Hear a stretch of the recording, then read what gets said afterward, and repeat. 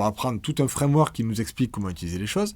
Et on a aussi du code qui nous fournit des données, des bases de données, des web services, des services de synchronisation. Et tout ça, encore une fois, ça nous est imposé par d'autres personnes. Soit c'est la plateforme sur laquelle vous êtes, soit ça va être des projets open source qu'on va intégrer. Tout ça, c'est ce qu'on appelle les dépendances. Et dans notre projet, on a le code qui nous intéresse et les dépendances. Elles nous intéressent, ces dépendances. Je ne dis pas que c'est une mauvaise chose. Elles nous fournissent des services. Mais c'est du code qui est instable. Parce que ces dépendances-là, elles vont vous imposer une certaine structure et elles vont vous imposer des mises à jour aussi.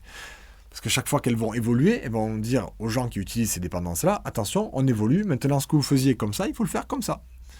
Et chaque année, elles vont évoluer. Vous ne pouvez pas garder une vieille version d'une dépendance, c'est trop compliqué à long terme.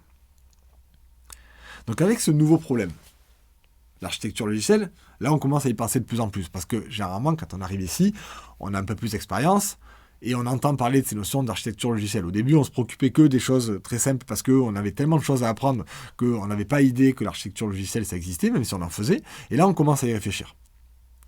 Et là aussi, il y a toute une phase de progression. Lorsqu'on